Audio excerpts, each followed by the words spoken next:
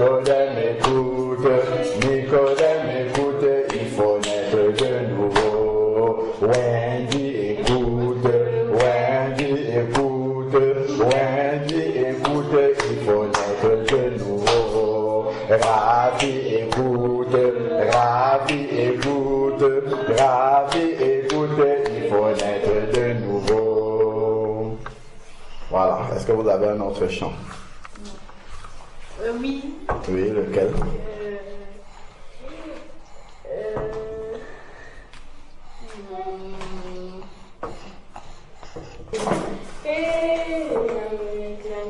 À haute voix.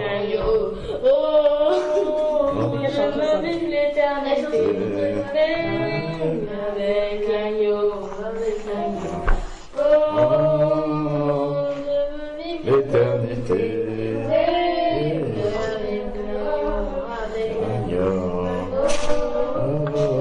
Je veux vivre l'éternité.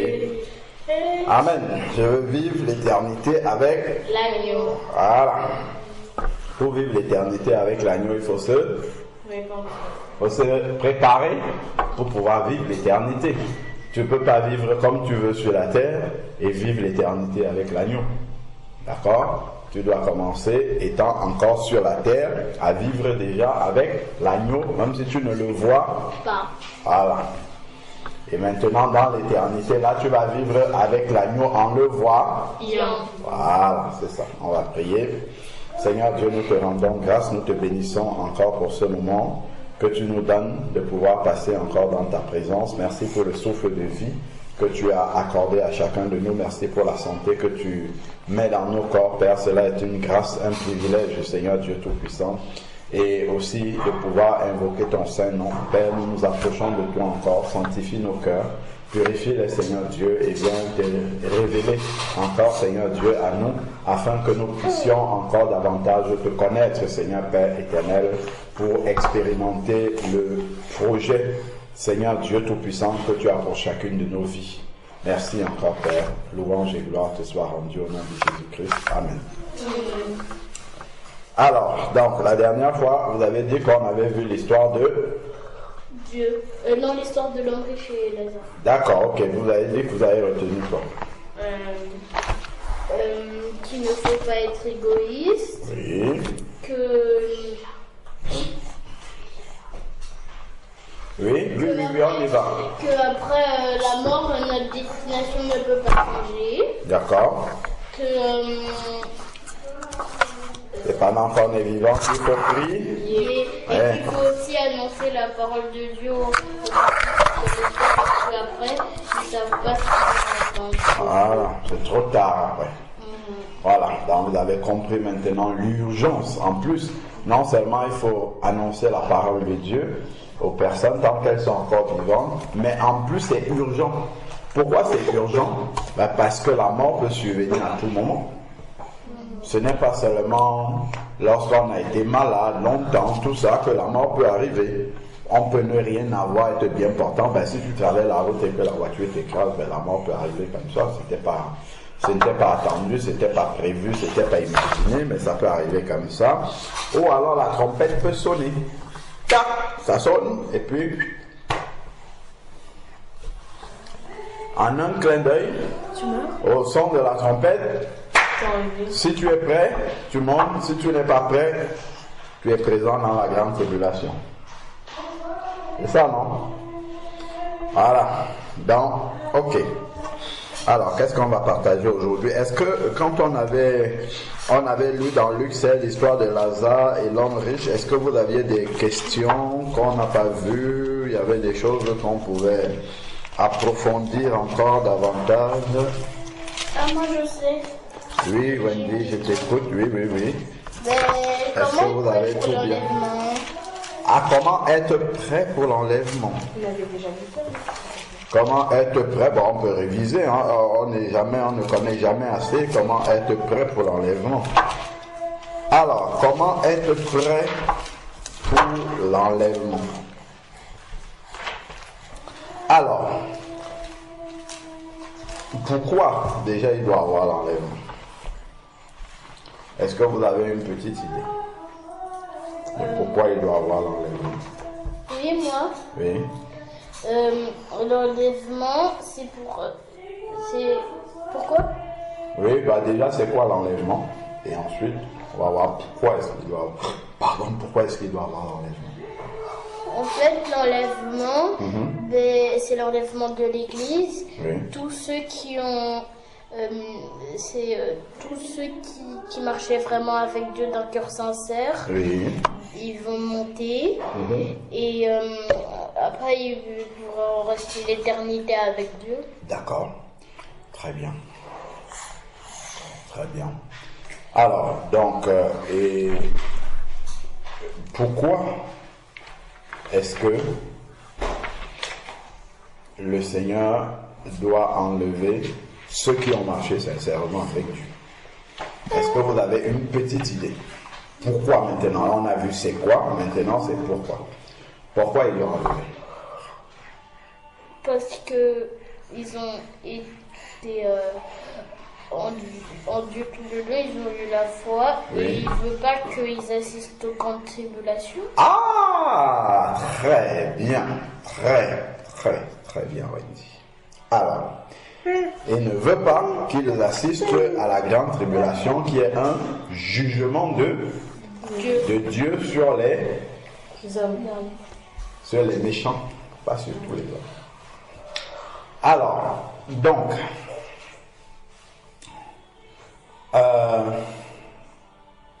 nous savons que Dieu est saint. Ok? Et on avait vu ça pour aller au ciel, tout ça, d'accord? Dieu est saint. Et lorsque quelqu'un rencontre Jésus, d'accord?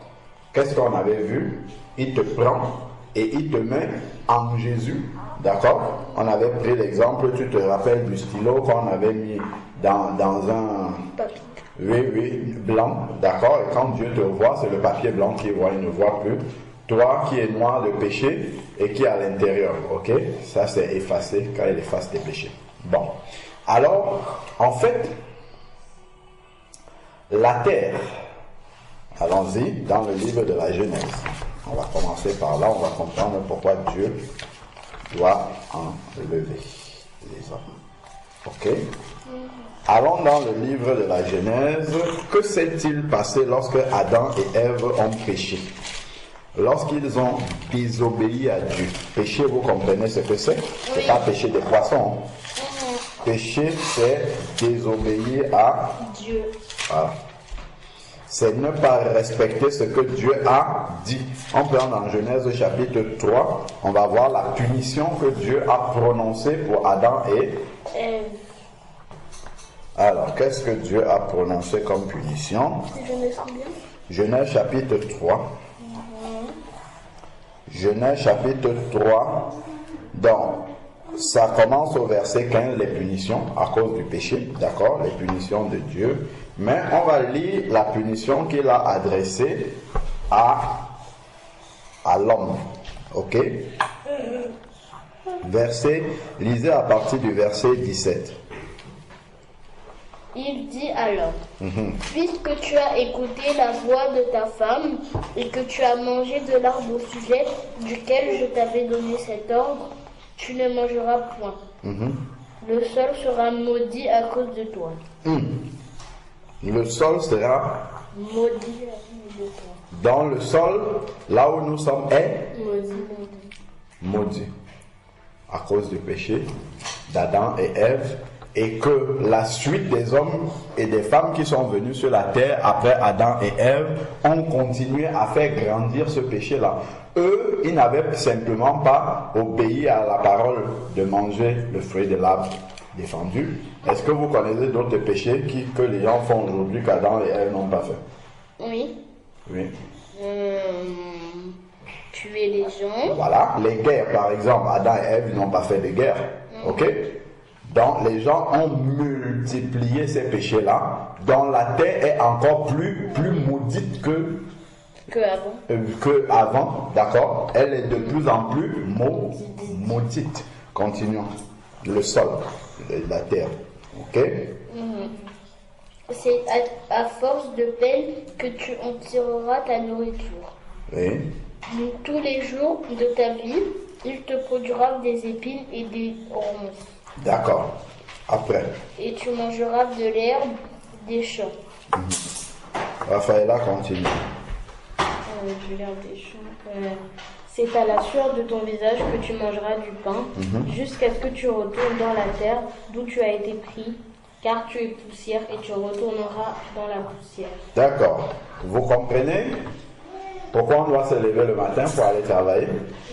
Parfois, on n'est pas, même pas parfois, bien souvent, on n'est pas très content de se lever pour aller travailler. On aurait aimé dormir encore un peu plus pour se reposer.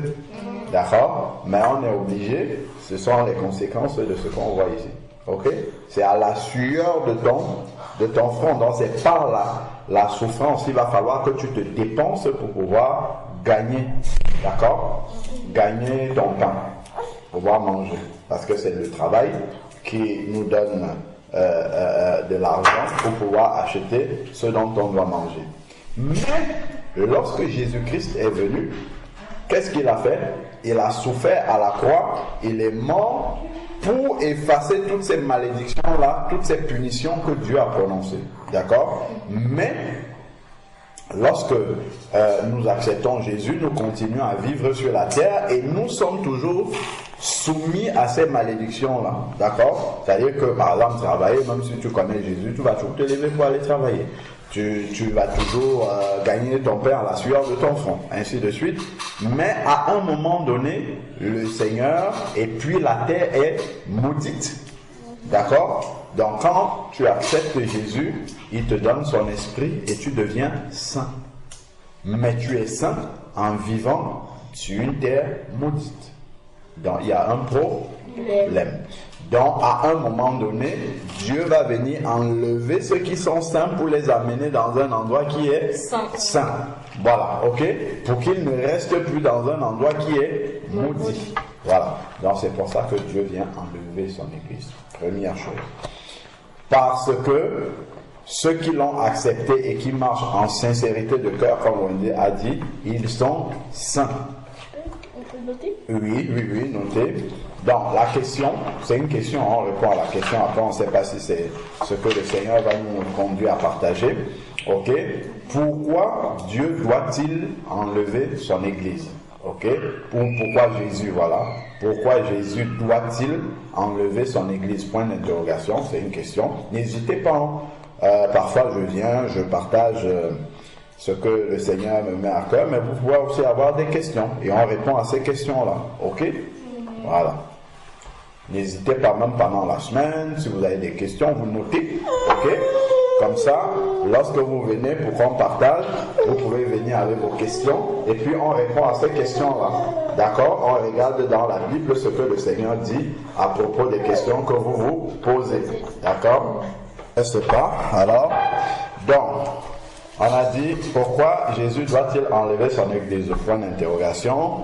On a commencé par dire que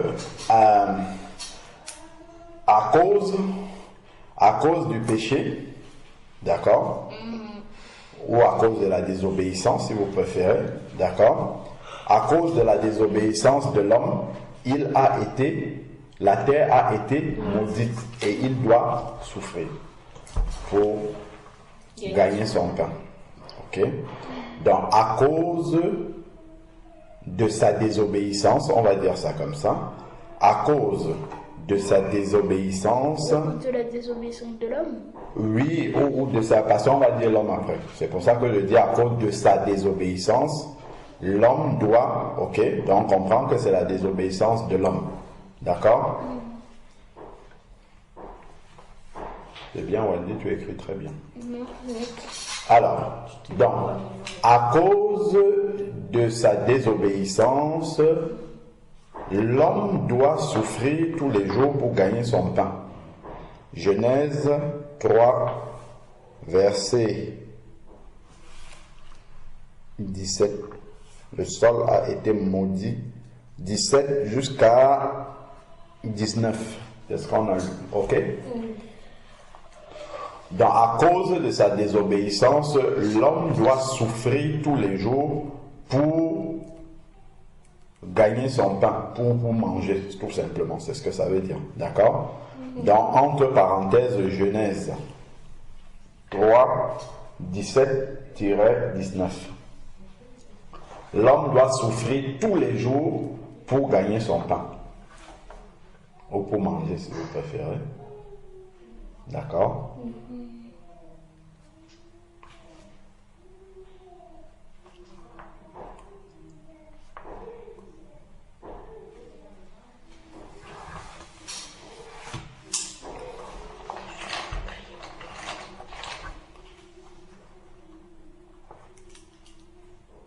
Il doit souffrir tous les jours pour gagner son pain. D'accord? Vous pouvez même rajouter car la terre a été maudite. D'accord? Car la terre a été maudite par Dieu suite à ce péché. Ok? Car la terre a été maudite suite à ce péché. Et vous pouvez mettre entre parenthèses Genèse 3, V 17-19. Ok? Donc, qu'est-ce qu'on a dit après? On a dit... Car la terre a été maudite par Dieu. Lorsque l'homme accepte Jésus-Christ dans sa vie, ok? Lorsque l'homme accepte Jésus-Christ dans sa vie, et marche en sincérité de cœur, tu l'as rajouté, ok? Lorsque l'homme accepte, quand on dit l'homme, c'est avec grand H, c'est homme et femme, ok? Lorsque l'homme accepte Jésus-Christ dans sa vie, C'est à la ligne. oui, c'est à la ligne. Et après Dieu, on met quoi? Hein? Tu avais noté les versets, j'avais dit Genèse 3, versets 17 à 19.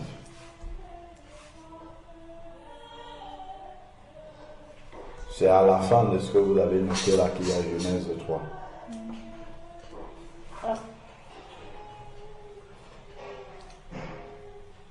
Genèse 3, versets 17 à 19.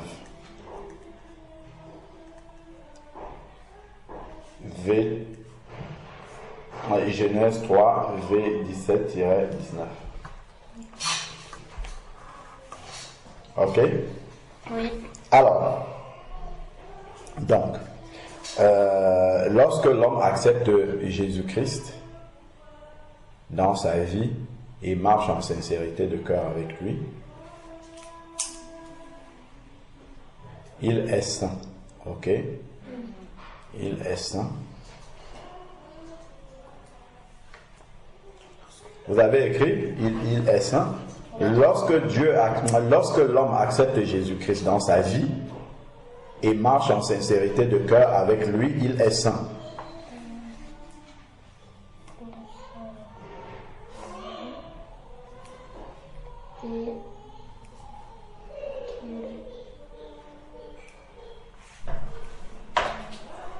Et marche en sincérité de cœur avec lui, il est saint.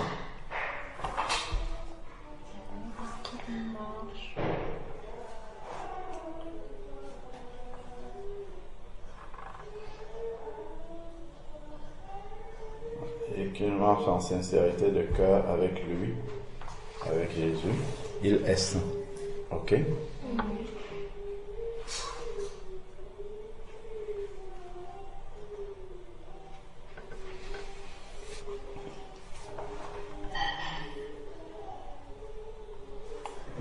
Point. D'accord?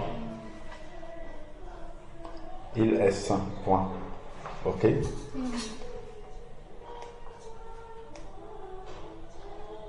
Point. Mais il est saint, on peut mettre virgule, mais il continue à vivre sur une terre maudite ou souillée. D'accord?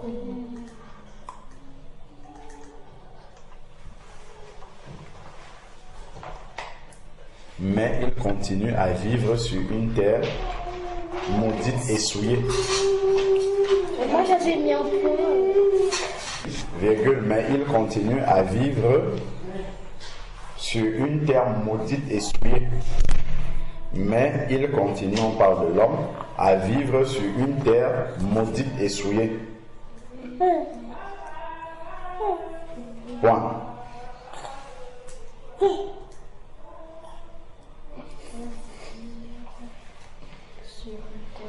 Mais il continue à vivre sur une terre maudite et souillée.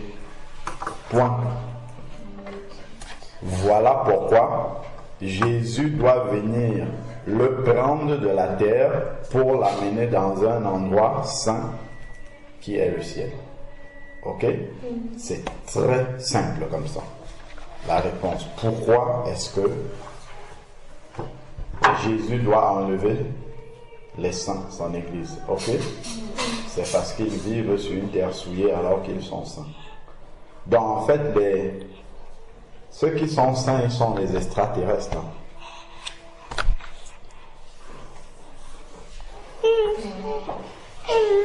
Parce que eux ils sont saints et la terre est souillée. Normalement, c'est ceux qui sont souillés qui doivent vivre sur la terre.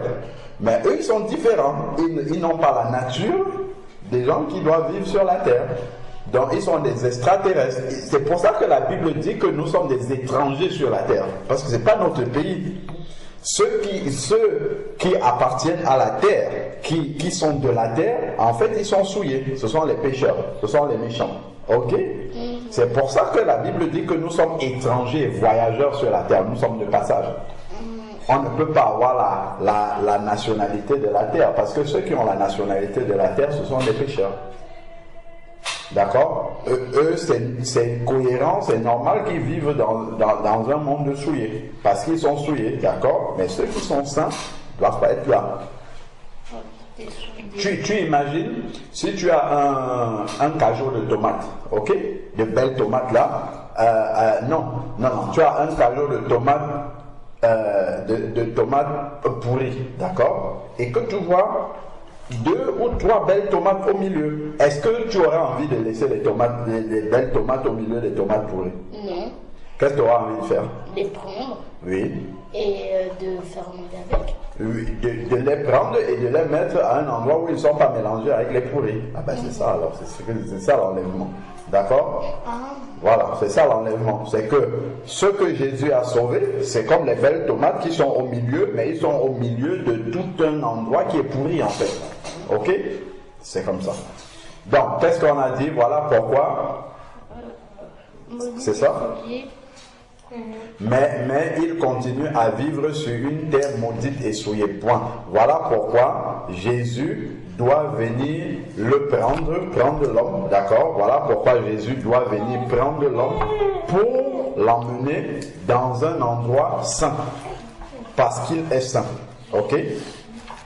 Voilà pourquoi Jésus doit venir le prendre pour l'emmener dans un endroit saint parce qu'il est saint. On parle de l'homme. D'accord? C'est bon pour vous ou bien j'ai été rapide? Un peu rapide. Donc je recommence. Voilà, on peut commencer à voilà pourquoi. Voilà pourquoi Jésus doit venir l'enlever. D'accord? Doit venir le prendre, on va dire ça comme ça, pour utiliser les mots simples. D'accord? Voilà pourquoi Jésus doit venir le prendre pour l'emmener dans un endroit saint, entre parenthèses, le ciel ou le paradis. D'accord? Fermez la parenthèse, parce qu'il est saint, parce que l'homme maintenant est saint. D'accord? Voilà.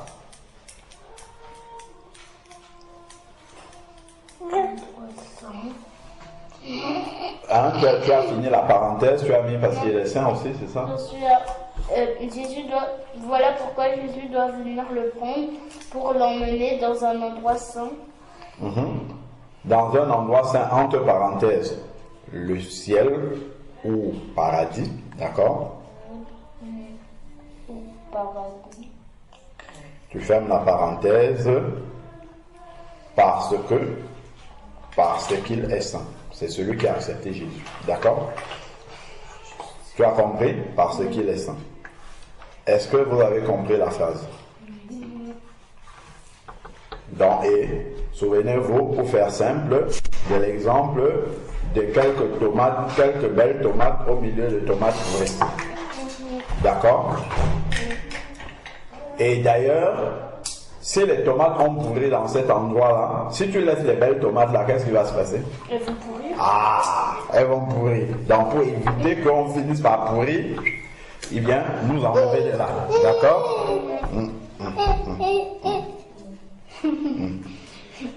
Donc voilà une première raison pour laquelle le Seigneur vient nous prendre. D'accord? On va encore lire quelque chose dans le livre de la Genèse, toujours dans la suite. Il y a quelque chose qui s'est passé. Il y a quelque chose qui s'est passé. Regardons la suite à partir du verset 22. Nous sommes toujours dans Genèse chapitre 3, à partir du verset 22. Qu'est-ce qui est écrit? L'Éternel Dieu, voici l'homme est devenu comme l'un. L'Éternel Dieu, il y a voilà, dit, ok. Voici l'homme est devenu comme l'un de nous pour la connaissance du bien et du mal. D'accord. Empêchons-le maintenant d'avancer dans sa main, de prendre de l'arbre. Non, relis encore doucement. L'Éternel Dieu, Oui. voici l'homme est devenu comme l'un de nous pour la connaissance du bien et du mal. Empêchons-le maintenant d'avancer sa main, de prendre de l'arbre de vie. Voilà, c'est ça. Ok. Continue.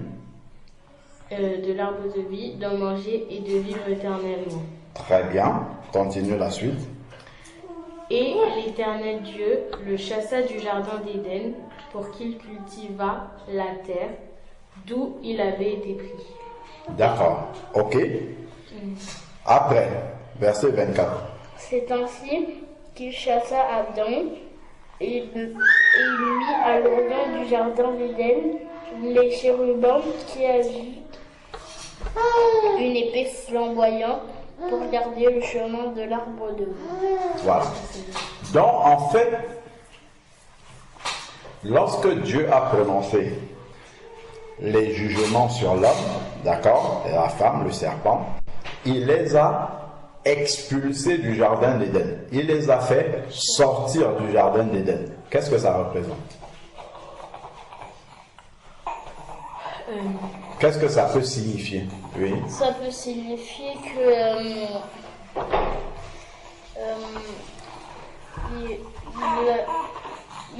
ça veut dire que quand il a sorti Adam et Ève du jardin d'Éden, ça veut dire qu'il sort aussi son église de...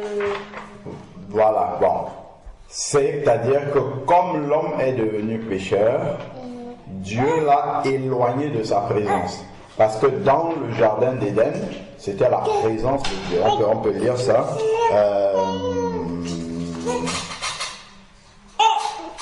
Voilà, verset 8. Genèse 3, verset 8. Est-ce que vous pouvez lire ça?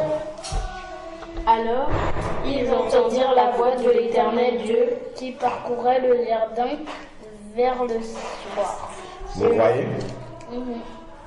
Ils ont entendu la voix de Dieu qui parcourait le jardin. Donc, le jardin d'Éden était un endroit où il y avait la présence de Dieu. Ok? Et maintenant, Dieu les chasse de sa présence.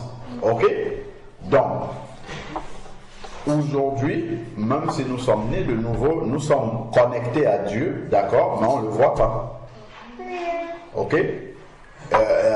C'est comme si, même comme par l'esprit, on sent qu'il est là, mais on n'est pas avec lui physiquement. Ok?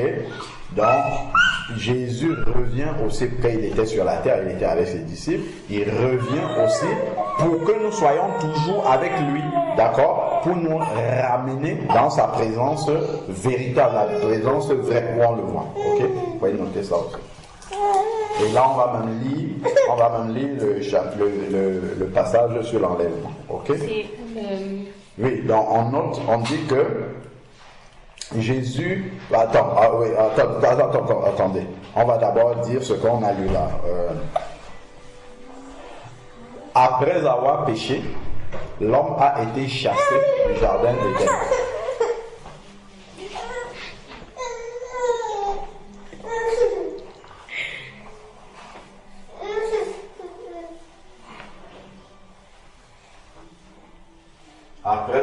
avoir péché, l'homme a été chassé du jardin d'Éden. Genèse 3, versets 22 à 24. Après avoir péché, l'homme a été chassé du jardin d'Éden. Entre parenthèses, Genèse 3, 22 à 24.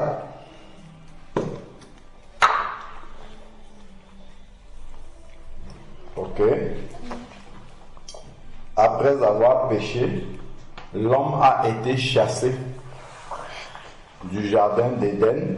Genèse 3, 22 à 24. C'est-à-dire,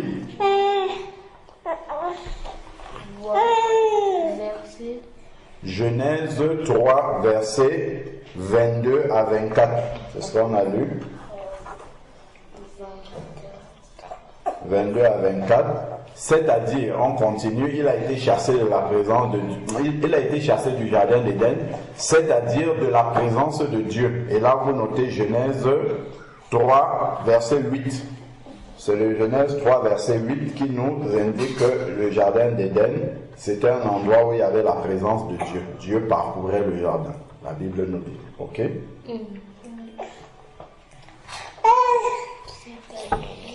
C'est-à-dire de la présence de Dieu.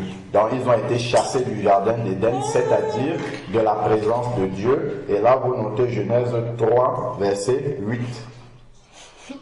Ok? Oui.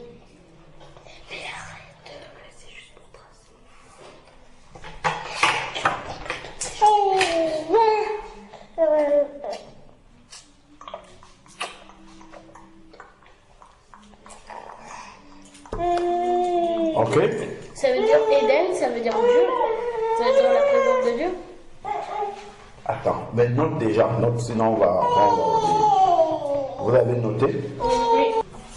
Alors, on continue. Donc, on a dit au verset 24 que l'homme, après avoir péché, l'homme a été chassé de la présence de Dieu. Genèse chapitre 3, verset 22 à 24.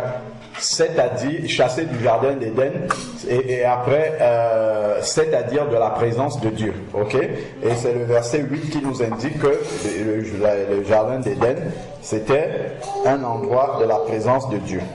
Ok? Alors, Éden signifie Éden, si tu veux noter, si tu veux savoir, Wendy, Éden ça signifie délice, plaisir. Ok? Dans Éden, c'était un endroit de délice, de plaisir. Ok? Mais c'était le plaisir et les délices de Dieu. Ok? Bon. Donc, il a été chassé du jardin d'Éden, c'est-à-dire de la présence de Dieu. Donc, l'enlèvement, ou alors on va dire par l'enlèvement, Jésus ramène l'homme dans la présence de Dieu aussi. Ok? Vous avez pu noter? Par l'enlèvement, Jésus ramène l'homme dans la présence de Dieu. Lorsqu'on accepte Jésus, on a accès à la présence spirituelle de Dieu, ok? Parce que le Seigneur Jésus a dit dans Matthieu 18, là où 2 ou 3 sont réunis, je suis présent au milieu d'eux, mais on ne le voit pas, ok? Et là, l'enlèvement va permettre qu'on puisse le voir, cette fois. Ça veut dire que quand tu invoques Dieu seul, il n'est pas là. Comment? Ça veut dire que quand tu invoques Dieu seul, il n'est pas là. Quand tu invoques Dieu, tu ne le vois pas. Tu le vois agir, mais tu ne le vois pas. Physiquement, est-ce que tu le vois? Non, mais 2 ou 3 sont là, il est là, mais ça veut dire que si tu... Son esprit est là. Donc ça veut dire Quand que... il dit 2 ou 3, lorsque 2 ou 3 l'invoquent, il est présent, ça veut dire que son esprit est au milieu d'eux. Et ça veut dire que quand tu es seul, il n'est pas là. Son esprit n'est pas là. Non, il dit quand 2 ou 3 l'invoquent, il est là forcément, mais tu peux prier seul aussi. Quand Jésus priait dans le désert, par exemple, quand il combattait contre le diable, Dieu était avec lui. D'accord? Ça ne veut pas dire que ça exclut le fait que quand tu pries seul, Dieu est là ou pas. D'accord? Il dit, là où 2 ou 3 m'invoque, je suis présent. Ok? Ça ne veut pas dire que si tu l'invoques tout seul, il n'est pas présent. C'est pas ce que ça veut dire. Ok?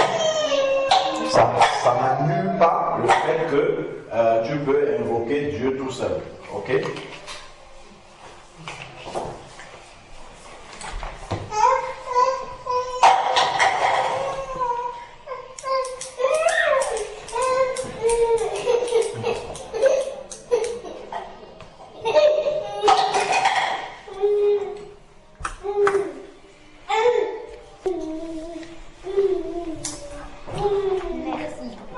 Donc, qu'est-ce qu'on a noté? On en est où? Par l'enlèvement, Jésus ramène l'homme dans sa présence. Ok, point. Donc, on va aller voir déjà ce que Jésus a dit dans Jean chapitre 14. C'est la promesse. Jean chapitre 14. Jean chapitre 14. On voit les premiers versets. On voit à partir du verset 2 jusqu'à 3. Ok? Jean chapitre 14, verset 2 à 3. Donc, Jean chapitre 14, verset 2 à 3. Allez-y. Il y a plusieurs Non, une après l'autre. Il y a plusieurs demeures dans la maison de mon père. Ok, donc je poursuis la lecture. Il y a plusieurs demeures dans la maison de mon père. Si cela n'était pas, je vous l'aurais dit. Je vais vous préparer une place. Ok, donc le Seigneur Jésus a promis d'aller nous préparer une place. D'accord? Ensuite, qu'est-ce qu'il dit? Et lorsque je m'en serai allé et que je vous aurai préparé une place, je reviendrai et je vous prendrai avec moi, afin que là où je suis, vous y soyez aussi. Amen. Donc, vous avez vu, là où il est, c'est la présence de Dieu. Donc, il va revenir pour les prendre, pour les amener dans la présence de Dieu. Donc, c'est ce qu'on a dit tout à l'heure, que Jésus vient pour les ramener, comme l'homme avait été chassé du jardin d'Éden, c'est-à-dire de la présence de Dieu. Et là, Jésus va venir pour les ramener dans la présence de Dieu. Donc, vous pouvez noter entre parenthèses, les ramener. La dernière phrase qu'on a notée, c'était pour les ramener dans la présence de Dieu. Entre parenthèses, Jean 14, 2 à 3. Jean 14, verset 2 à 3. Jean 14, verset 2 à 3.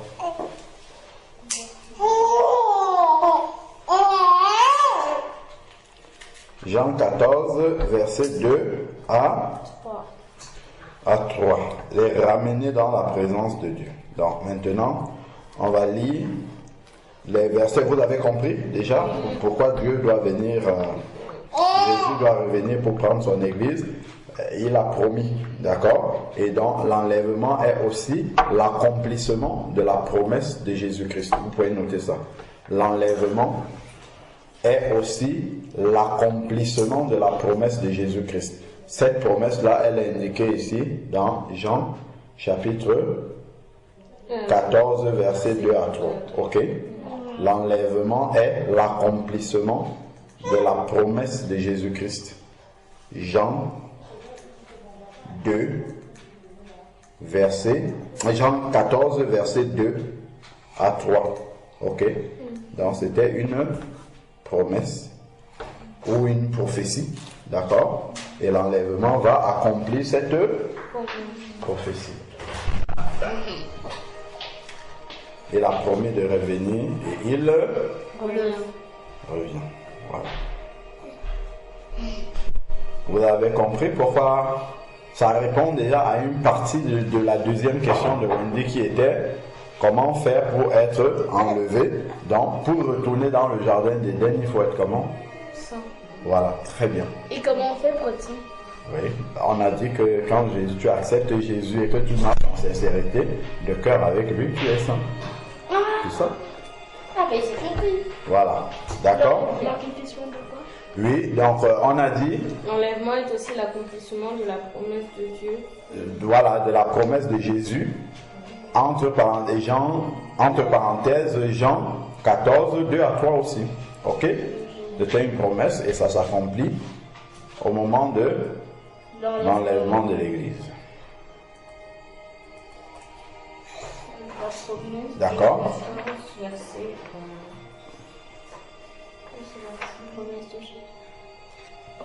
On va aussi expliquer ce que nous venons de voir d'une autre façon avant de lire sur l'enlèvement.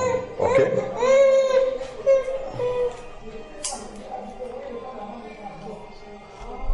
Donc, on a dit que l'enlèvement est aussi l'accomplissement de la promesse de Jésus-Christ. Ok?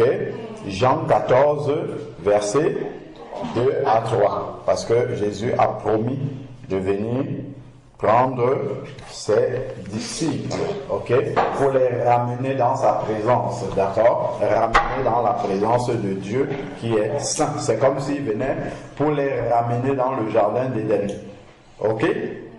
Donc, on va lire dans Matthieu 14, on va aller lire l'enlèvement dans les détails après, d'accord. Allons dans Matthieu 24, ok. Matthieu. Attends, je note juste quelque chose. Vas-y, note alors. Matthieu 24. Qui parle du retour de Jésus. Matthieu chapitre 24.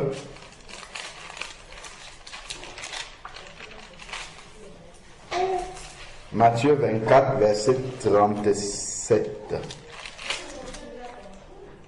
Bon, non, on va commencer à 36. Matthieu 24, verset 36. Wendy, tu as fini de noter, qu'est-ce que tu notes? Comment être prêt pour l'enlèvement? Ah, d'accord. Okay. C'est bien. Il faut noter pour ne pas oublier. C'est être saint et marcher en sincérité de cœur avec Jésus. C'est comme ça qu'on est prêt pour l'enlèvement.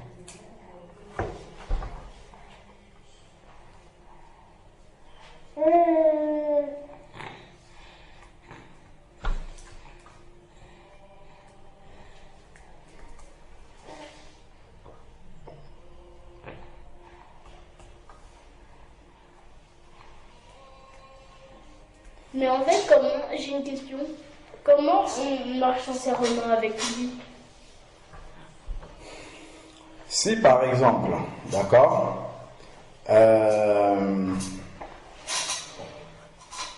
Raphaëla te pose une question, par exemple, Wendy, est-ce que tu m'aimes? D'accord? Tu lui réponds, mais oui, Raphaëla, je t'aime. Ok? Mais dans ton cœur, tu sais si ce que ta bouche dit, tu le penses vraiment dans ton cœur ou si tu ne le penses pas. Vrai ou faux?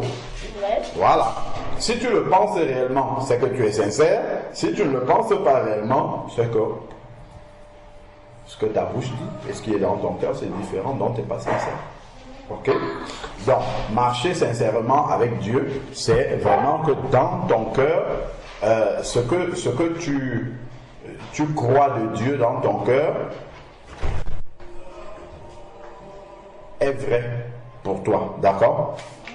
C'est-à-dire que tu ne dis pas, par exemple, tu es en train de louer, oh Seigneur, aide-nous, bien dans la prière, oh Seigneur, aide-nous à t'obéir, tout ça, mais en réalité, dans ton cœur, tu as... Je le dis juste pour des formalités, Ok, je le dis juste par habitude. Ok, mais dans mon cœur, je ne le pense pas réellement. Ok, c'est ça la sincérité.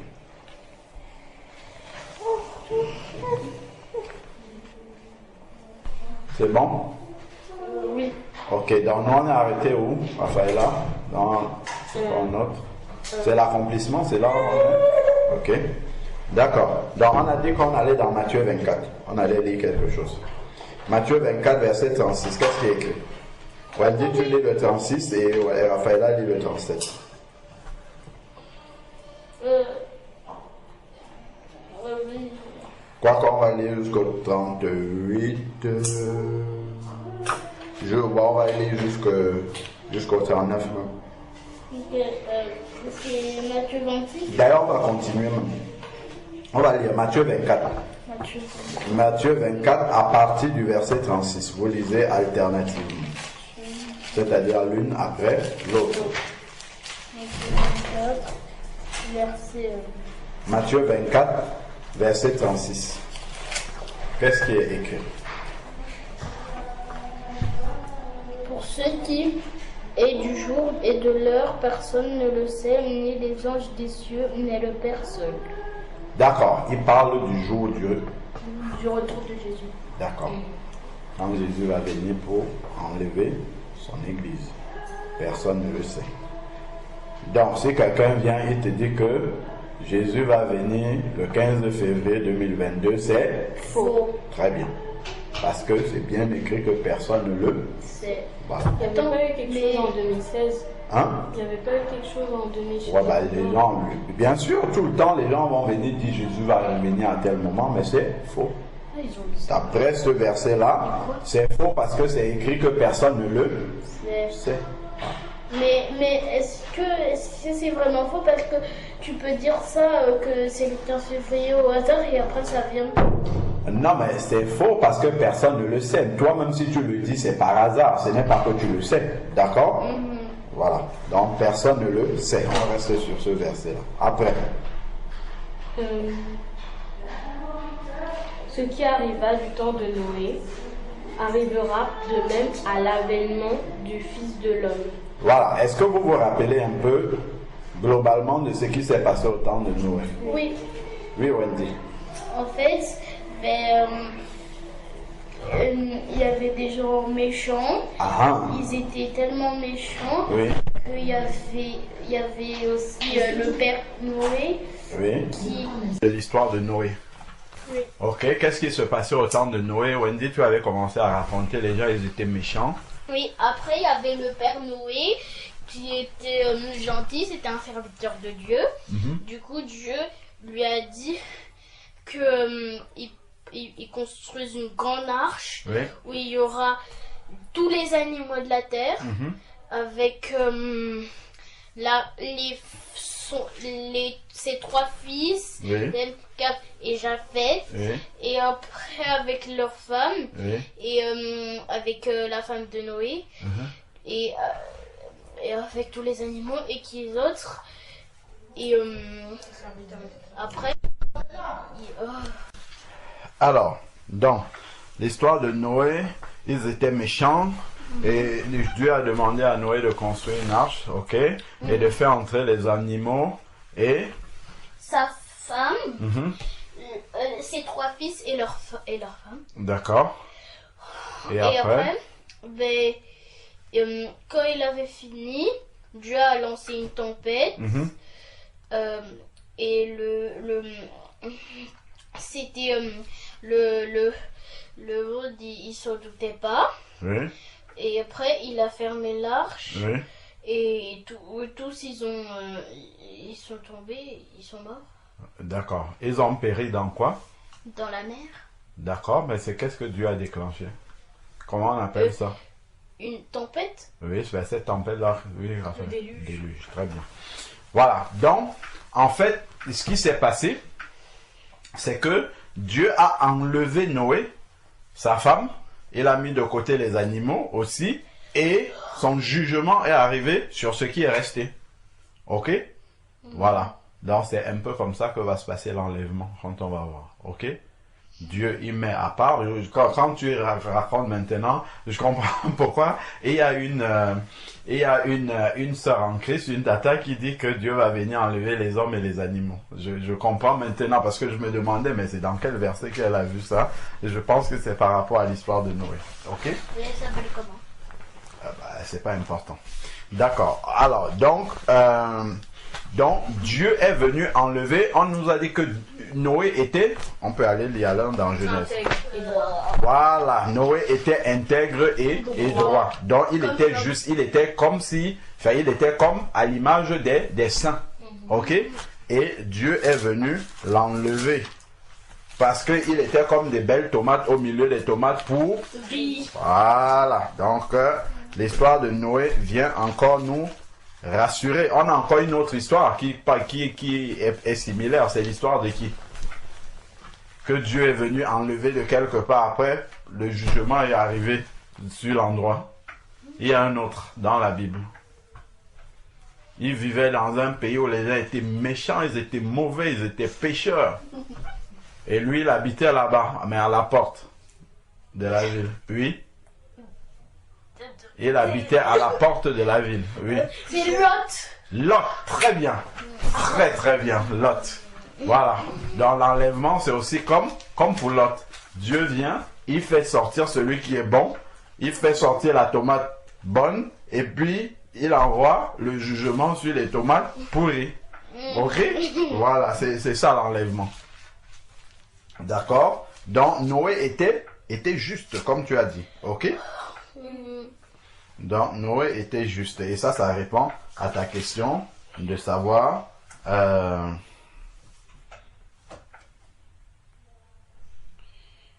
Alors, ok. Voilà. Donc, on peut lire ça dans Genèse chapitre 6. Genèse chapitre 6. Dieu a vu que l'homme était méchant. Méchant. Au point où Dieu a regretté d'avoir créé l'homme, non? Ah ben si, on va lire. Venez voir. C'est Genèse.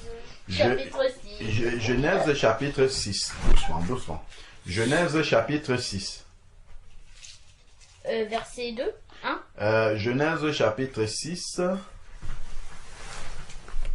Verset 1. Non, on va pas lire à partir du verset 1. On Verset peut 5? lire à partir du verset 5. oui, 5. L'Éternel vit que la méchanceté des hommes était grande sur la terre, et que toutes les pensées de leur cœur se portaient chaque jour uniquement vers le mal. Voilà, donc il voit le cajot de tomates et il y a plein de tomates pourries. Ok? C'est ça en fait, si on prend l'image de ce qu'on a présenté. Après, l'exemple on a pris. Raphaëla, tu lis la suite. L'Éternel se repentit d'avoir fait l'homme sur la terre, et il fut affligé en son cœur. C'est une mauvaise traduction. Pourquoi? Parce que c'est écrit que Dieu n'est pas un homme pour, ni le fils de l'homme pour se... Donc Dieu ne se répand pas. Ok? Mais dans ma version, c'est mieux dit ici, c'est écrit l'Éternel regretta. D'accord? Il regretta. C'est pas pareil que repentir. Repentir, c'est quand j'ai fait mal. Et je demande pardon un peu. D'accord? Mais ici, c'est regretter. C'est un peu dire c'est dommage. Voilà, d'accord? C'est dommage que l'homme que j'ai créé soit devenu si mauvais, si méchant. Ok? Donc, l'Éternel regretta d'avoir fait l'homme sur la terre et son cœur fut affligé. On peut rectifier pour se repentir. Oui, vous pouvez rectifier dans vos versions écrit regretta. C'est mieux.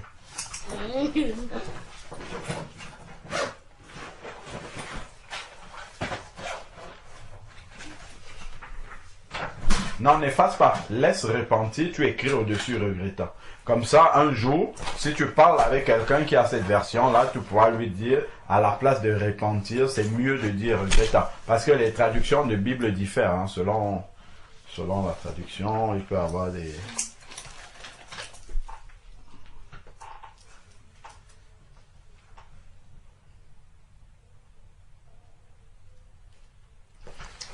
Mais possible d'écrire. On voit pas parce que c'est tout petit. Oui, moi aussi. Bah, vous écrivez à la marge. Ah. Tu soulignes le mot et à la marge, tu mets le bon mot. Là où tu as plus de place. Ou en bas, même en bas. Tu peux mettre, même à la fin de la page, en bas, là, il y a plus de place. Voilà, tu peux mettre même une étoile. Tu mets une étoile devant le mot et puis en dessous de la page, là où c'est blanc, là, tu mets l'étoile et puis à côté, tu mets 2 points et puis tu mets le bon mot. Ok?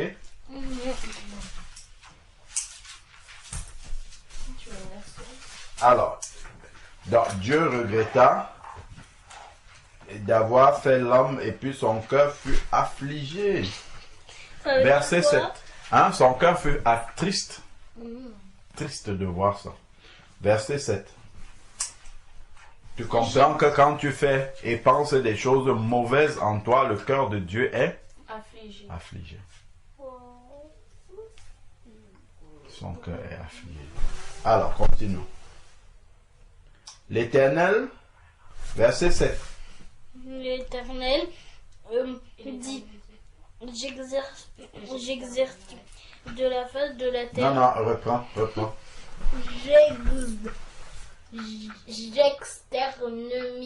J'exterminerai. Exterminer, tu sais ce que ça veut dire? Non. C'est éliminer. Ah. Oui. J'exterminerai de la face de la terre l'homme que j'ai créé, depuis l'homme jusqu'au bétail, aux reptiles et aux oiseaux du ciel, car je me réponds de les avoir faits. Car je regrette de les avoir faits. C'est ce qui est écrit chez moi. Ok? Donc, Dieu veut effacer l'homme de la terre. Ok? Donc, ça, c'est aussi le but de la grande tribulation. Ok? Dieu veut effacer la méchanceté de la terre. Parce qu'il vient d'abord, il enlève l'homme. Ok? C'est pour ça qu'il a fait entrer Noé dans l'arche. Et ensuite, ces jugements vont venir pour nettoyer. Ok? C'est ça. C'est pour ça que c'est une des raisons pour lesquelles Dieu veut enlever l'homme. Parce qu'il va venir nettoyer les souillures de la terre. Ok? Et avant de nettoyer, tu enlèves ce qui est propre. Donc, si par exemple tu veux nettoyer le cajot, il y a plein de tomates pourries, qu'est-ce que tu vas faire? Tu vas d'abord mettre de côté les bonnes tomates, d'accord? Et ensuite tu vas nettoyer les mauvaises tomates qui sont là. Ok? Tu ne nettoies pas les mauvaises tomates avec les bonnes. Ok? Tu mets les bonnes d'abord de côté, après tu nettoies ce qui reste. Ok? Oui. Donc, voilà. Donc, on peut dire... là, on est en train de voir les raisons pour lesquelles Jésus vient enlever l'église. On peut noter. Notons.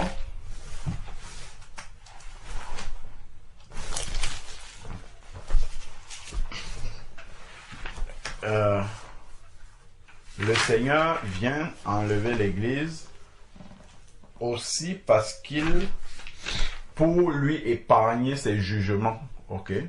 C'est le nettoyage dont on a parlé.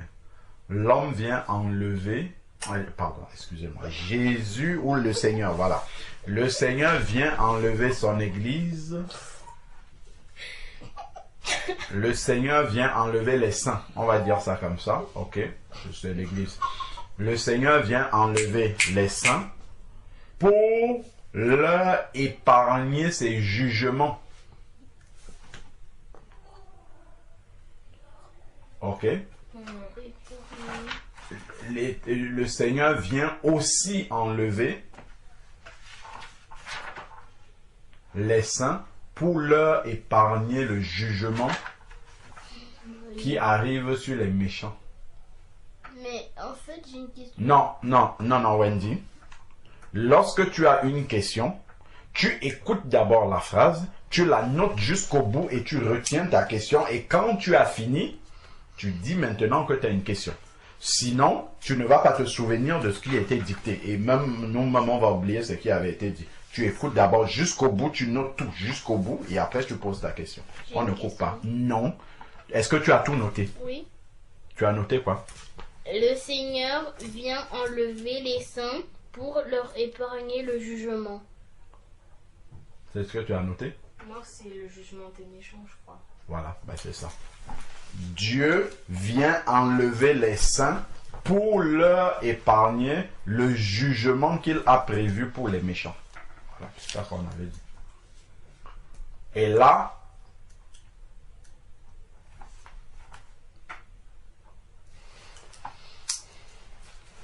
on peut noter Genèse. Genèse 6, 3.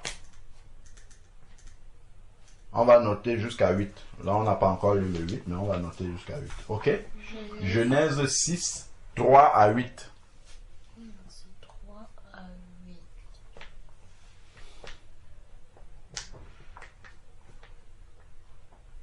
Le Seigneur dit qu'il va exterminer.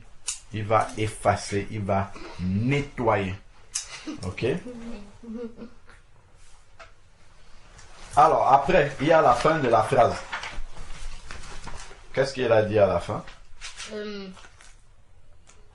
Mais Noé trouva grâce aux yeux de l'Éternel. Voilà. Voici là. Mais Noé obtient la faveur de l'Éternel. OK? Qui a la faveur de l'Éternel? C'est ceux qui, Les enfants de Dieu. voilà, qui lui obéissent. OK? Voilà. C'est ça. Noé obtint la faveur de Dieu. Et là, on va lire le verset 9 maintenant, qui dit ce que Raphaëla nous a dit. Pourquoi Noé a obtenu la faveur de Dieu? Comment est-ce qu'il faut faire pour être enlevé? C'est d'être comme Noé. OK?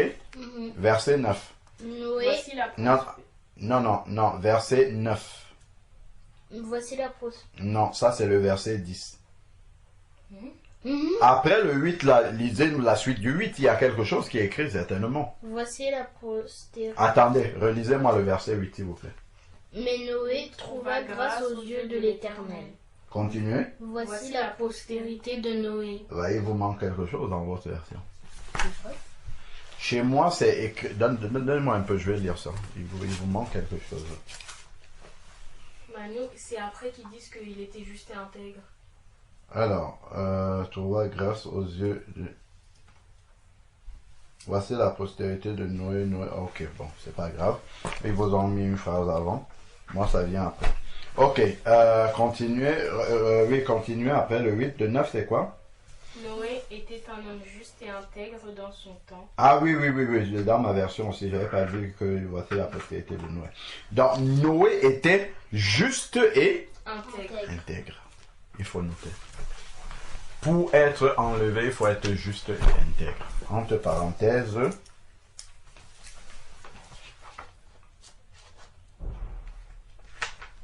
verset 9. On devient juste parce que Jésus nous a donné sa justice. Ok? Donc Noé était saint. Pour être enlevé, il faut être juste et intègre. Entre parenthèses, Genèse 6, verset 9.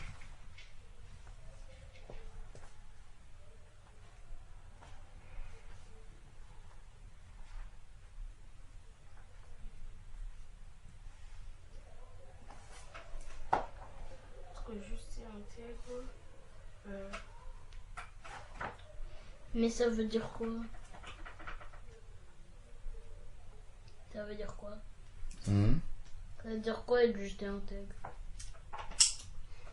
Juste Juste, pratiquer la justice. c'est pratiquer la justice de Dieu. C'est-à-dire ne pas favoriser quelqu'un. C'est ça être juste, ok? Ne pas appliquer de faveur, ne pas avoir un esprit de parti, d'accord? Parti pris. C'est-à-dire que si tu vois deux personnes qui ont par exemple une histoire, tu juges de manière juste, d'accord? Si quelqu'un a tort, tu lui dis il a tort. Si l'autre a raison, tu lui dis tu as raison. Mais, et puis tu essayes de faire, de ne pas pencher pour l'un ou pour l'autre parce que tu as parce que c'est ton ami, par exemple. Ok? C'est être juste. Faire les choses de manière juste. Et l'intégrité, maintenant, maman parle de ça tout le temps. D'accord? Être intègre, c'est, comment dire, par exemple, si quelqu'un te donne son argent, tu vas lui remettre la même somme qu'il t'a donnée. Voilà, d'accord? Tu vas pas bouffer l'argent de quelqu'un. Tu es correct, voilà. Intègre, c'est un peu être correct, d'accord? Voilà. Donc ça veut dire ne pas... je dirais après. Bon, donc vous avez noté, il faut être juste et intègre. En gros, si je veux redire ça d'une autre manière, c'est être saint, c'est ce qu'on avait déjà dit avant, c'est être saint et marcher en sincérité de cœur avec Dieu. Ok? Ça revient à ça. Ok? Donc, on retourne maintenant dans le livre de la Genèse. Non, le livre de Matthieu, Matthieu chapitre 24. Là, on était allé voir l'histoire de Noé parce qu'il a dit qu'il en sera de même qu'au temps de Noé. Voilà. On revient, Matthieu 24.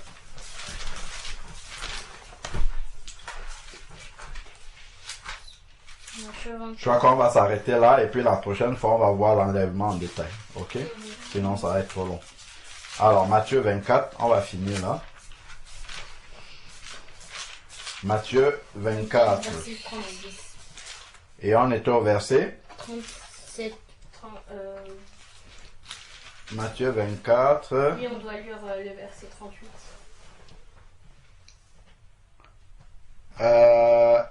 Non, on va relire le verset 36. Pour ce qui est du jour et de l'heure, personne ne le sait. Ni les anges, ni les personnes ne le sait. Ni les anges des cieux, mais le Père seul. Ok. Ce qui arriva au temps de Noé arrivera de même à l'avènement du Fils de l'homme. Donc, ce qui s'est passé au temps de Noé va se passer de la même manière lorsque Jésus va revenir. Ok? Donc, ce qui s'est passé au temps de Noé est une image de ce qui va se passer quand Jésus va revenir. Ok? Après, Car dans les jours qui précédèrent le déluge, à haute voix. les hommes mangeaient et buvaient, se mariaient et mariaient leurs enfants jusqu'au jour où Noé entra dans l'arche. D'accord? Ok? Donc, les hommes, ils étaient insouciants. Ok? Ils étaient dans leurs habitudes. Ok? Et ils ne se doutèrent de rien. Ils ne pouvaient pas imaginer que quelque chose peut arriver subitement. C'est comme si tu es en train de voir les dessins animés, tu es en train de t'occuper d'autres choses, et puis tu ne te doutes pas que quelque chose peut arriver là. C'est comme ça que l'enlèvement va arriver. Ok? C'est pour ça qu'il faut être prêt tout le temps. Il ne faut pas être en train de faire des bêtises. Imagine-toi, tu es en train de te rébeller, on t'a envoyé peut-être, ah non, je ne veux pas, et puis tac, la trompette sonne. Qu'est-ce qui se passe? Je ne dis pas toi, je dis quelqu'un. Si quelqu'un est en train de se rébeller comme ça, et que la trompette sonne là, à cet instant-là, qu'est-ce qui va se passer? Il va être parmi les tomates bonnes qu'on a mis de côté, ou bien parmi les tomates pourries qui vont rester pour le jugement. On ne croise pas les pieds. Allez, hop. Vous voyez pourquoi il faut être prêt tout le temps et ne pas... D'accord? Oui. Mais c'est difficile d'être prêt tout le temps parce que... Il ne faut pas laisser durer les moments où on est dans une mauvaise condition pour rencontrer Dieu. Ok? Par exemple, si on est fâché, comme la Bible dit, il ne faut pas que notre colère dure. Il ne faut pas pécher. Ok? Il faut se calmer, oui. Mais par exemple, si il y a une injustice qui s'est faite et que toi, t'as raison, et que vous êtes en train de vous disputer parce que toi, t'as raison, lui, il le sait, mais il veut pas avouer son tort, et que la trompette sonne. Oui, mais c'est-à-dire que lorsque tu dis à quelqu'un qu'il a tort et qu'il ne veut pas reconnaître, à un moment donné, il faut laisser cette personne-là, il ne faut pas entrer pour discuter. Parce que dans tous les cas, si tu sais que tu as raison et tu l'as dit, la personne ne veut pas l'entendre, tu as donné les arguments, la personne ne veut pas l'entendre, tu laisses. Tu laisses entre les mains de Dieu qui est juste, parce qu'il rétablira la justice. Vous vous rappelez qu'il y avait les vierges folles et les vierges sages. Ok? Alors, on continue. Donc, l'enlèvement, ça va venir comme au temps de Noé, et les gens ne se doutèrent de Alors, on a dit qu'ils faisaient quoi? Ils buvaient, ils mangeaient. Et puis Noé est rentré dans l'arche, ils n'ont même pas su. Ils étaient tellement loin de Dieu, déconnectés des choses de Dieu. Et Noé, en entrant dans l'arche, c'est Dieu qui lui a dit va dans l'arche maintenant. Ok? Donc eux, ils n'ont même pas fait attention que Noé, le vieux là, qui prêchait la parole de Dieu, qui construisait une arche dans un désert alors qu'il n'avait jamais eu de l'eau là-bas. Parce qu'on disait à Noé qu'il a perdu la tête. Là où il construisait son arche, là, c'était dans un désert, il n'y avait pas d'eau là-bas. On lui disait, mais il n'y a jamais eu d'eau ici. Tu construis un bateau, ça va pas. C'est un peu une image de quand il faut annoncer la parole. Quand ils disent Oui, Noé, voilà, Noé, voilà, exactement. Vous prenez Noé pour quelqu'un qui n'est pas normal. Ok? Alors, verset 39. Verset 39. On respecte la présence de Dieu. Verset 39. Et ils ne se doutèrent de rien, Ok. jusqu'à ce que le déluge vint et les emporta tous. Tu as vu?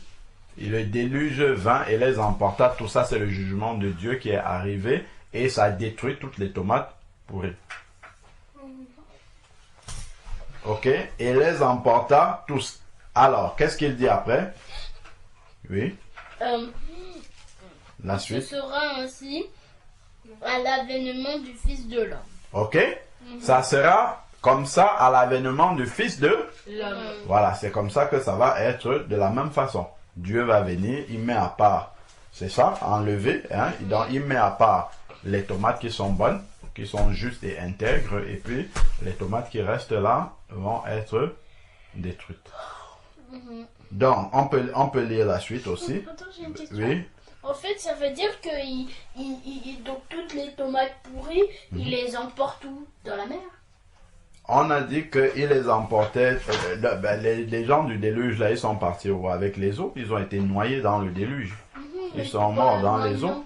Pour maintenant, ils vont faire quoi? Ils vont être morts? Non. Quand le jugement de Dieu va venir pendant la grande tribulation, certains vont mourir, d'autres vont tellement souffrir. C'est dans l'Apocalypse, il explique ça. Par exemple, il y a je sais pas, un ange qui va jeter quelque chose dans la mer, l'eau sera souillée, les gens vont boire, ils vont mourir. Il va y avoir 2/3 de toute l'humanité qui va mourir en une fois. Il y a, tu vois, tout ça. Et ceux-là qui meurent, ils vont... En enfer? Non. On a lu l'histoire de l'homme riche et Au Lazare. séjour des morts? Voilà, ils vont aller au séjour des morts. Ils vont aller attendre l'enfer, c'est pour plus tard. Ok, c'est dans l'enfer. Convertis entre-temps. Voilà, l'enfer, c'est les temps de feu et de soufre. Ok, ça vient après. Alors, donc, ok, maintenant, qu'est-ce qu'il nous dit? Il nous dit quelque chose d'important là au verset 40. Alors, de deux hommes qui seront dans un champ, l'un sera pris et l'autre laissé. Vous voyez? On dit qu'il en sera de même à l'avènement du Fils de l'homme de deux hommes qui sont dans un champ. Les hommes qui sont dans un champ, ils font quoi? De l'agriculture. Oui, qu'est-ce qu'ils sont en train de faire? De labourer les champs. Oh, oui, quand on est au champ, qu'est-ce qu'on fait? En général, un mot... On cultive. On cultive. Ok, donc ils sont en train de travailler. Donc dans un travail où Dieu va arriver, ou dans une école où vous êtes en train de fréquenter, Dieu prend un et il laisse l'autre. Il prend la bonne tomate et il laisse la mauvaise tomate. Pourrie. Voilà, tu vois pourquoi il faut dire à tes copines qu'elles ne soient pas des tomates pourries. Tu comprends maintenant? De deux personnes qui, donc, si le Seigneur vient, il voit que toi, tu es intègre et juste, il te prend. Ben, s'il voit que ta copine n'est pas intègre et juste, il la laisse. De deux personnes qui seront dans un champ, c'est-à-dire dans un, parce que le champ, c'est l'endroit où tu vas tous les jours, ok? Donc c'est comme un lieu de travail ou bien l'école ou bien un lieu où tu es quotidiennement, ok? Donc, il va prendre l'un et puis laisser l'autre. Il prend celui qui est prêt. Si tout le monde est prêt, il prend tous ceux qui sont prêts, oui? Mais pour ceux qui n'ont jamais entendu la parole de Dieu, Ça, c'est Dieu qui s'en occupe. Il faut être intègre et juste. Ceux qui n'ont jamais entendu, peut-être ils vont entendre pendant la grande tribulation, mais ils vont souffrir. non, Mais qui n'ont jamais entendu et que après ils ont jamais entendu et ils meurent mais ils ont toujours pas entendu, ils vont aller au ciel ou en enfer. C'est Dieu Et le Seigneur sait. il va se débrouiller pour qu'ils entendent la parole de Dieu. La Bible nous dit dans Romains chapitre 1, je crois, que Dieu prêche aux hommes déjà par la nature. Donc quand quelqu'un voit le jour se lever, la nuit arriver, tous les jours comme ça se répète, il voit le soleil, après il voit la lune, tout ça, il doit se poser la question qui a créé ces choses-là. Ok? Parce qu'il y a forcément quelqu'un qui a créé ces choses-là. Ok? Quand tu vois par exemple la chaise de Raphaëlla, forcément tu sais qu'il y a quelqu'un qui a créé ça.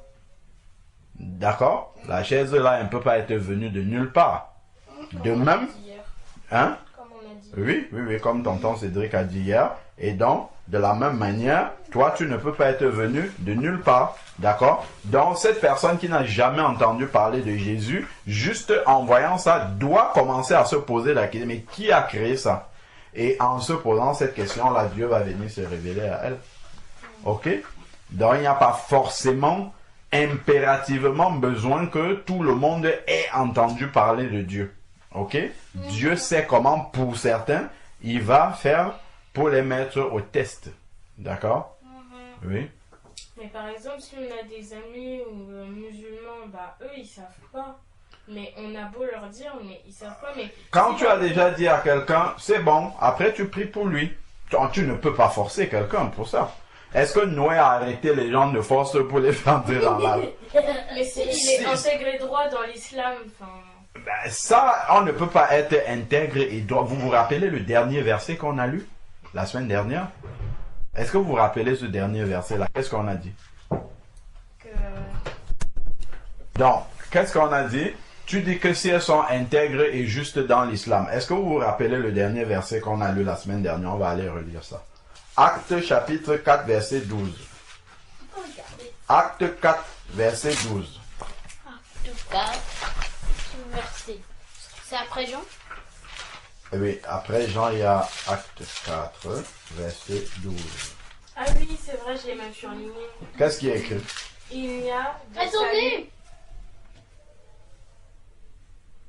Oui. Il n'y a de salut en aucun autre, car il n'y a sous le ciel aucun autre nom qui a été donné parmi les hommes, par lequel nous devions être sauvés.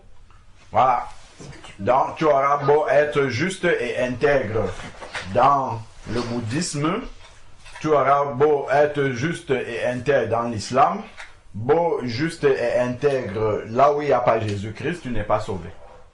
Mais par exemple, Et on a expliqué pourquoi, oui. l'islam bouddhiste, c'est pas la même chose parce que dans le bouddhisme, tout est faux, mais dans l'islam, il y a des choses qui sont vraies. Il y a des choses qui sont vraies, mais il n'y a pas Jésus-Christ. On ne voit pas les choses qui sont vraies ou pas on voit Jésus-Christ. Est-ce qu'il y a Jésus-Christ? Parce que c'est le seul qui sauve. Parce que l'homme, même s'il fait tout ce qui est écrit dans l'islam, du début jusqu'à la fin, il respecte tout, il n'a pas Jésus-Christ parce qu'il aura quand même un péché. C'est ça le problème. Aucun péché ne peut entrer au ciel. Donc, c'est seul Jésus-Christ qui peut faire que tu n'aies plus aucun péché. D'accord? Pas parce que tu n'as pas péché, mais parce que lui, il te donne sa nature, qui est une nature sans péché. Ok? Parce que lui n'a pas péché. Vous avez déjà entendu parler de casier judiciaire, ça vous dit quelque chose? Non. Hein? Oui. C'est quoi casier judiciaire? C'est là où on compte tes fautes que tu as faites. Voilà, dans la société, quand tu nais, tu as un casier judiciaire, c'est-à-dire que judiciaire, ça vient de la justice. Donc, dès que tu as un problème avec la justice et que tu as fait une faute dans la société, on écrit dans le casier judiciaire. Si par exemple tu as volé et qu'on t'a attrapé, on va écrire dans le casier judiciaire, on a attrapé un tel à tel endroit. D'accord? Et quand on voit dans ton casier judiciaire, on voit les fautes. Si tu as fait la prison, par exemple, on va écrire dans le casier judiciaire que lui, il a déjà fait la prison, ainsi de suite. Ok? Donc, quand tu nais, Dieu te donne un casier judiciaire. Toutes tes fautes sont écrites dessus. Tu mens, il écrit. Tu voles, il écrit. Tu dis un mensonge, il écrit. Tu pêches. Tu penses mal, on écrit dessus. Donc, imagine un peu, quand tu grandis, la noirceur de casier judiciaire. Il y a plein de choses dedans. Donc, quand tu acceptes Jésus et que tu te répands, qu'est-ce qu'il fait? Il dit, donne-moi ton casier judiciaire là, avec toutes les fautes qu'il y a dedans. Il prend et puis il te donne un casier judiciaire qui est vide. Ok? Il te donne son casier judiciaire à lui, il n'y a rien qui est écrit dessus. Ok? Donc, il te donne son casier judiciaire qui est vide et puis il garde le tien qui est sale. Ok? Il faut tout le temps se repentir. Voilà. Donc, justement, celui qui est sincère dans l'islam, malheureusement, il est sincère, mais il a toujours son casier judiciaire. Donc, quand Dieu voit, il voit les fautes qui sont dedans. Ok? C'est ça qui est le problème. Ce n'est pas le fait d'être intègre et juste ou de suivre une partie de la vérité ou pas, c'est d'avoir Jésus-Christ parce que seul lui peut effacer tous les péchés. C'est pour ça qu'il y a un seul nom qui a été donné, ce n'est pas le nom de Bouddha, ce n'est pas le nom de Krishna, ce n'est pas le nom de Mohammed, ce n'est pas le nom de tous les noms qu'on entend de je ne sais pas qui. Voilà, ce n'est pas tout ça, c'est le nom de Jésus. Ok?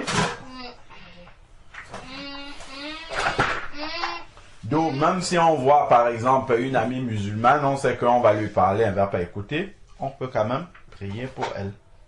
Pour que Dieu utilise un chemin que nous, peut-être on ne sait pas, pour toucher la personne. Dieu peut lui donner un songe.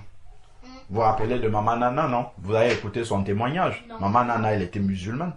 Elle priait même et tout ça. Et puis Dieu est venu la trouver à la maison, chez elle. Il lui a parlé Jésus-Christ. Ok? Voilà, Jésus peut faire ça aussi pour d'autres musulmans. Elle était juste, on peut dire qu'elle était sincère. Elle était une musulmane sincère. Elle pratiquait sincèrement sa religion. D'accord? Et elle était même en train de faire une prière sur la natte musulmane. D'accord? Quand Jésus est venu lui parler. Mais elle aurait pu dire, je ne t'accepte pas quand même. Je reste musulmane. Jésus n'aurait pas insisté. Ok? Donc malgré qu'elle avait dit à Jésus, voilà, moi je connais Mohammed, toi tu es qui, ainsi de suite. Mais Jésus a vu qu'elle disait ça sincèrement. Ok? Et il lui a dit, je suis le chemin, la vérité et la vie. Ok? Et donc voilà comment elle a accepté Jésus-Christ, pourtant elle était musulmane. Est-ce que quelqu'un lui a parlé de Jésus? Non. Mais il est venu en vrai? Il est venu, il lui a montré ça, et il appelait tous les jours au téléphone pour lui expliquer l'évangile. Si elle a raconté ça dans son témoignage. Son téléphone sonnait tous les jours, elle décrochait, et puis on lui expliquait l'évangile. Et elle était musulmane. Vous voyez ce que Dieu est capable de faire s'il voit un cœur qui est sincère. Vous voyez? Donc si quelqu'un est sincère et intègre, même s'il est chez les musulmans, même s'il est chez les talibans, Dieu va venir et lui parler. D'accord? Et il peut lui parler sans utiliser les hommes. Comme pour Maman Nana, sans utiliser les hommes, Dieu l'a amené à se convertir sans utiliser quelqu'un pour lui parler. Parce que d'ailleurs, si un chrétien parlait, elle n'allait pas accepter. Ok? Mais là, c'est Dieu lui-même qui est venu lui parler en la personne de Jésus-Christ. Elle a vu Jésus-Christ qui est venu lui parler. Il est venu d'autres personnes? Elle a vu quand elle était en train de prier, elle a vu Jésus-Christ sur la croix comme ça, avec le sang qui coulait et ça tombait sur sa natte. Ce qu'elle a raconté. Si vous étiez même là, mais vous étiez petit, vous n'avez pas retenu. J'avais fait la vidéo. La vidéo, elle est sur Être en Jésus, où elle expliquait tout ça. Comment Jésus est venu lui parler. Ok? Voilà. Donc, Jésus est capable de faire ça, même pour nos amis, nos connaissances musulmans. Ok? Le Seigneur, il est bon. Donc, un sera pris, l'autre sera laissé. C'est ça qu'on était en train de lire. Verset 41. On va finir. Deux femmes... C'était où? Verset 41. Non, Matthieu 24, verset 41. Deux femmes. Attends que Raphaël ait trouvé. Oui, c'est vrai. Deux femmes qui moudront à la meule, l'une sera prise et l'autre laissée. Voilà. Donc on parle de ceux qui sont dans le champ. On parle de deux femmes qui moudront à la meule. En fait, tu sais, il y a des personnes qui travaillent dans les plantations qui ont du mou, par exemple. C'est des graines qui doivent passer dans une machine qui écrase. Ok, donc elles prennent en Afrique là-bas, je pense que ça doit encore exister au village. Souvent quand nous on allait en vacances, ça existait. Les tatas qui étaient là-bas, parfois elles avaient des pistaches, elles avaient pas la machine comme maman là met les trucs dans la machine et puis ça écrase tout. On allait quelque part de quelqu'un qui avait une grosse machine parce que c'était des graines dures et puis on mettait les graines dans la machine tournait et puis ça écrase les graines. C'est l'image de la meule en fait qui vont pour moudre, pour écraser les graines. Ok? Voilà. Donc, de deux femmes qui vont aller pour écraser des graines comme ça, elles écrasent pour aller faire à manger chez elles. Donc, c'est quelque chose qu'elles font tous les jours quasiment. Donc là, il parle des activités de tous les jours. Donc, l'enlèvement peut arriver pendant qu'on est à l'école. Ça peut arriver pendant qu'on est au travail. Pendant qu'on est en train de faire une activité quotidienne qu'on fait tous les jours. Ok? Et donc, qu'est-ce qu'il dit alors? Verset 42. Veuillez donc, puisque vous ne savez pas quel jour votre Seigneur viendra. Donc, veiller, c'est faire à Attention. tout le temps. On va noter et finir par là. Puisque nous ne savons pas quand Jésus revient, puisque nous ne savons pas quand Jésus revient, nous devons veiller pour être prêts tout le temps. Nous devons veiller, entre parenthèses, faire attention pour être prêts tout le temps. Puisque nous ne savons pas quand Jésus revient, virgule, nous devons veiller, entre parenthèses, faire attention. Nous devons veiller, entre parenthèses, faire attention jusqu'à ce qu'il vienne.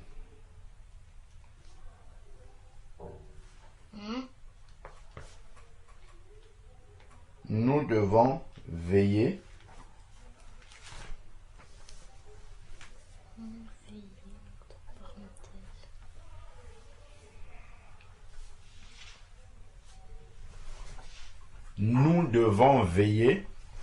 ok,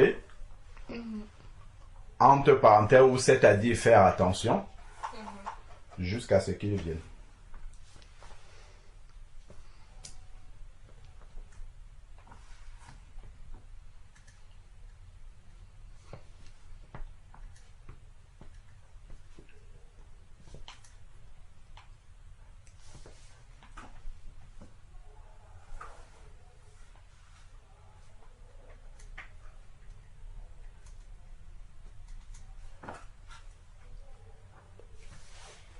Ok? On peut finir avec les deux dernières versets, on s'arrête à 44. Qu'est-ce qui est écrit au 43? Sachez-le. Notez le verset.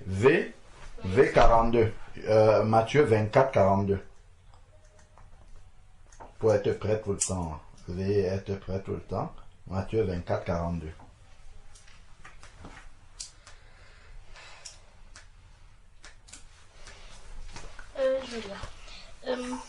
Sachez le bien, si le maître de la maison savait à quelle veille de la nuit le voleur doit venir, il veillerait, il ne laisserait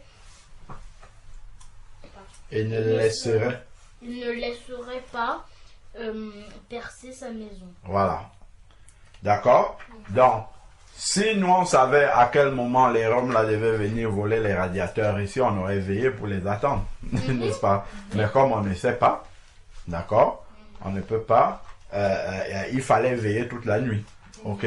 Si on avait veillé toute la nuit, on les aurait vu venir prendre ce qu'ils sont venus prendre, ok?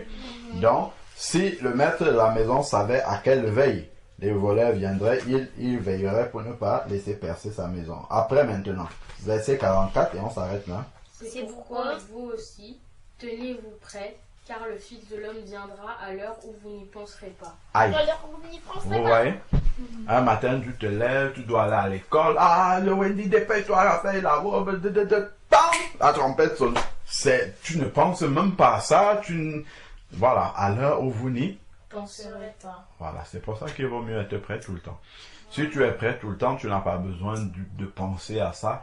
à l'enlèvement tout le temps en ayant peur. Tu n'as même pas à avoir peur parce que tu essayes d'être prêt tout le temps. Et le Seigneur voit que nous sommes sincères dans ce que nous sommes en train de faire. C'est-à-dire, par exemple, si tu es en train d'essayer, Raphaël a posé la question tout à l'heure, tu as fait quelque chose qui est juste et on t'accuse injustement, tu es en train d'essayer de justifier que c'est pas vrai ce qui est en train d'être dit. Ce n'est pas pour ça que tu vas rater l'enlèvement. Ce que le Seigneur voit, c'est si réellement dans ta démarche de tout le temps, si tu es sincère dans ce, c'est-à-dire tu n'es pas en train de faire quelque chose par méchanceté. Ok? Parce que si tu fais quelque chose avec un cœur mauvais, parce que c'est le cœur que Dieu juge, d'accord? Si tu es en train de le faire avec un cœur mauvais, effectivement, tu vas rester. Si j'enlève mon rêve, je pourrais pas être médecin. Voilà. Tu vois, bah, ça ne sert à rien d'être médecin. Il y a des gens qui ont été des brillants médecins qui sont en enfer avec l'homme riche. Enfin, au séjour des morts avec l'homme riche. À quoi ça leur sert? Si Dieu laisse le temps pour que vous finissiez vos études, à quoi ça sert même d'être médecin et de devoir prendre le vaccin après? Peut-être il y aura même pire que le vaccin. Mais je pense que avec tout ça, après, à un moment, ça va s'arrêter. Parce que... Ah, ça pourrait être pire. Ça pourrait même être pire. Et ça sera quoi le pire? Si on lit Apocalypse, on va voir les choses là-dedans. C'est à un moment donné, les hommes, ils étaient de plus en... Vous avez vu quand Dieu est venu prendre Noé, c'est passé, les hommes, ils étaient tellement méchants, même qu'ils auraient pu rendre Noé soit lui-même méchant, soit le tuer. C'est pour ça que Dieu est venu l'enlever. Ok? Même Lot, les gens, quand ils ont vu les anges venir chez Lot, ils sont venus pour faire les problèmes. Vous imaginez ça? Je vois que Dieu, il a fait sortir Lot de là. Parce que ces gens-là, ils allaient corrompre Lot. Ils allaient faire en sorte que Lot change. Ils allaient contaminer Lot avec leur méchanceté, avec leur péché. Dieu est venu enlever Lot de là-bas pour qu'ils ne deviennent pas méchants comme eux. Voilà. Donc vous avez compris pourquoi Dieu vient enlever son église. Mais s'il les tuait, au moins il irait au ciel. Si tu es qui? Je sais pas compris. Moïse. Noé. Je sais qui tuait Noé. Si oui, s'ils avaient tué Noé avant, oui, comme Jean-Baptiste. Jean-Baptiste, on l'a tué avant, mais il est parti au ciel. Ok? Bon, on va prier. Quels sont les sujets de prière? Que Dieu nous aide à être prêts pour son prochain retour. Très bien. On va faire cette prière-là. Ok, prions. Je vous laisse prier toutes les deux. Seigneur, je te remercie pour la parole que nous avons pu étudier. Je te prie pour que nous puissions bien la retenir. Je te prie pour nous aider à être prêts pour l'enlèvement. Qu'on puisse être intégrés et juste. Au nom de Jésus-Christ. Amen. Amen. Seigneur, je te remercie, Seigneur, pour la parole que nous venons d'écouter.